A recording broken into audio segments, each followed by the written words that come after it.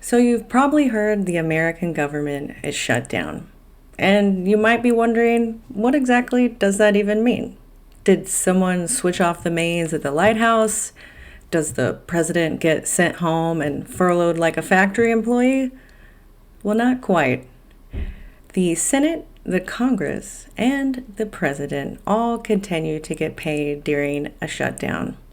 And paid quite handsomely, I might add. Members of Congress and the Senate each pull about $174,000 a year, with the Speaker of the House, who is currently Mike Johnson, pulling in about $223,000 a year. And the president, he makes a cool $400,000 in cash each year, with an allowance for entertainment, travel, and expenses while the government shut down. Meanwhile, hundreds of thousands of government employees are sent home with no pay while politicians decide who's going to turn on the light. And this time, it's not just any shutdown, because the American government has shut down many times before. But right now, we're in the middle of the longest government shutdown in American history. When Congress can't agree on a budget, the government simply stops. Everything just stops. Literally. National parks closed, museums closed, food programs, which you might have been hearing a lot about in the news, SNAP, just not funded, not paid, bills just left there undone. All because two political parties cannot decide who gets what slice of the pie. I'm an American living in the UK, and today we're going to unpack how the world's richest democracy can just turn itself off. Here are the basics. The US Congress has to pass a budget every year. This funds federal agencies from NASA to national parks to food programs to the people that work in the cafeteria in DC at different government buildings, from Social Security offices to passport offices. Everything simply stops. And if they don't pass the budget in time, everything freezes. Not because the country is broke, per se, although it is $38 trillion in debt, just passing the largest amount of debt in American history as well. A lot of big firsts this year, right? But no, it freezes because the people holding the purse strings simply can't come to a compromise. Since no one can sign the check and start the funding gap, everything begins to trickle down to bureaucratic hibernation, basically, until somebody gives in. But why does this happen? Who's to blame, right? Well, that's where it gets spicy. Shutdowns happen because the two main political parties, the Republicans and the Democrats, simply cannot come to a compromise on what programs should be funded or defunded. Sometimes it's over immigration, sometimes it's over healthcare. Most of the time, it's purely political theater at the cost of the citizens. It's like if the Labor Party and the Conservatives shut down the entire NHS just because they couldn't decide how many biscuits should be in the lunchroom. And everyone knows that this hurts everyday Americans far more than it hurts anyone in DC. But that never stops them, does it? Because the fallout hits people without microphones far more than it hits the people with a platform. So what actually gets shut down during a government shutdown in America? If you're a federal employee, say a park ranger, a museum guide, a food safety inspector, you get furloughed with no pay. Or worse, you get told to keep working with no pay, such as air traffic controllers. Imagine your boss saying, "Hey, we love your work. It's instrumental to us functioning as a business. But unfortunately, right now, we're just not going to be able to pay you until me and this guy in the back just decide to stop fighting for no reason." National parks closed. Passport processing delayed.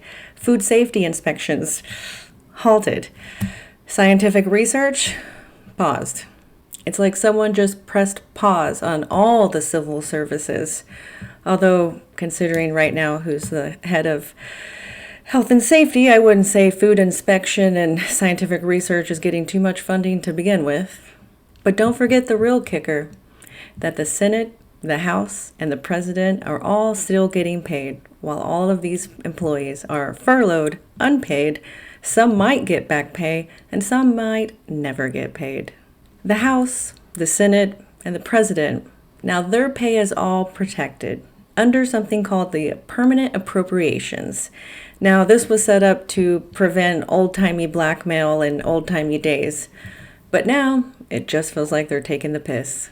Now, what is everyday life like in America? What are the consequences of these shutdowns? Well, for millions, it's quite literally chaos. People who are working paycheck to paycheck, such as the janitors that clean up your museums, or as I mentioned, the people working in the cafeteria, they simply go from one paycheck to no paycheck with no idea when they will be paid again. Airports begin to struggle because unpaid staff, such as security guards and air traffic controllers, who are expected to work for no pay, start to call in sick. And honestly, can you blame them? Families that rely on childcare subsidies, disability payments, really anything from the government, have their payments suddenly extremely delayed with no end date in sight. Those in need the most in America are the ones who suffer first. And then there are the charities that help these people with food banks, food donation, and various other services that are subsidized themselves by government funding. And guess what happens when the government funding freezes? Those charities meant to be a stopgap for those people suffering suddenly dries up as well. And one that really suffers is Meals on Wheels. And I know you know Meals on Wheels. You have it over here. I believe it actually began here in the 1940s, but don't quote me on that. I need to be sure. Now, Meals on Wheels is an incredibly important service as it provides hot meals to seniors, people unable to leave their home, the disabled. All of this funding hits that immediately. When the shutdown begins, the funding for those programs stops. So volunteers have to stretch what resources they have. They might have to potentially decide who gets fed that week and who doesn't, cutting down the amount of meals they can afford with what little funding or donations they can raise in that amount of time. That's the real cruelty of it, the human cost buried under the political noise. So you might be thinking, surely they've learned how to deal with this by now, right?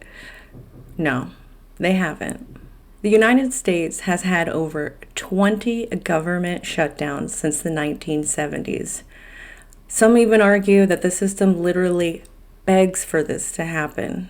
Congress writes the spending bills, then the Senate decides to fight over it, like clockwork. Then the president decides to either sign it or veto it, and if any one group digs their heels in, the lights go out. It's like having 3 drivers argue over the steering wheel, but the car is already in motion. Everyone's shouting about principle, but no one's watching the road ahead. Now make no mistake, these shutdowns are not accidental by any means. They are very intentional. They are deliberate power plays using people as the game pieces. Each side wants to be the adult in the room, while quietly hoping the other party gets the blame for it. And because the media feeds conflict and shutdowns, makes great ratings, everyone's waiting to hear that their opponent blinked first. Meanwhile, federal workers are starting GoFundMes just to be able to afford groceries. Now imagine if the British government just began to stop paying teachers or policemen because they couldn't decide on how much a fishing quota should be this year. You'd have protests in the streets. But in America, you just stock up on instant noodles and put them in your pantry. Now here's the maddening bit about it. Americans hate government shutdowns, and they've been proven over and over to not save money, but waste money. Restarting agencies after government shutdowns burns through more taxpayer cash than if they had just let the agencies continue to run. But politicians know this. They also know there's no real punishment. Their pay continues, their donors are happy, and they just do it again. It's dysfunction built into the foundation, a system that rewards drama instead of results. So the next time you see headlines saying, American government shut down, just picture the scene. Millions of workers waiting for pay, senior citizens going hungry, national parks locked up. And in Washington, a bunch of well-paid adults arguing over what piece of pie people will have when the pie's already been baked. It's democracy by tantrum. And somehow, just like the healthcare in America, everyone's just come to accept it.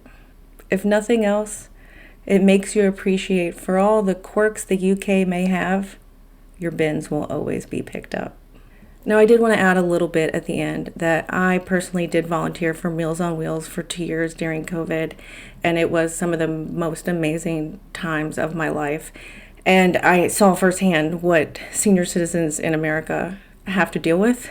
I saw firsthand what little they have to live with, no matter how well they prepared for their senior years, because in America, you don't have pensions anymore. You have 401ks. And what that means is your retirement fund is tied into the stock market. So anytime the stock market dips, your retirement that you may have spent decades setting up can be depleted in an instant or replenished in an instant. But as any logical person knows, that's not really a way you can plan a long-term future. Also, a lot of veterans get Meals on Wheels, and I would say probably 45% of the people I delivered to were military veterans, many Vietnam vets, a couple World War II vets. Those are the people suffering during government shutdowns, as well as people on SNAP assistance, which is the food assistance program in America, which predominantly feeds single mothers with children. Yet, there are people gloating online about these programs being frozen.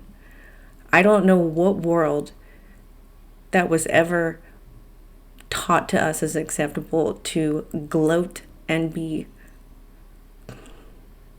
gleeful of people suffering. And it's really hard not to see that that is absolutely the point of the government in America right now, is cruelty and suffering. Sorry to go off on a tangent there. That is just a subject that is really near and dear to me, as it is something my grandmother instilled in me as a young girl. And again, I'm not religious. I don't think you need to be religious to feel that it is the right thing to help others, that no one goes hungry. And to see a country tout itself as so religiously divine as America, yet let people go hungry, makes me really angry, and it makes me really sad. That's my little tangent. If you found this video useful, informational, if you learned something, please hit that like and subscribe button, hit that little bell. It really does help with the algorithm. I just learned about a feature called hyping. So if you can hype the video, because I'm a new creator, it helps the algorithm, the almighty algorithm, push my content to more people. Thank you so much for listening to me ramble about this. Hopefully I made a little sense about it, and I'll see you in the next one.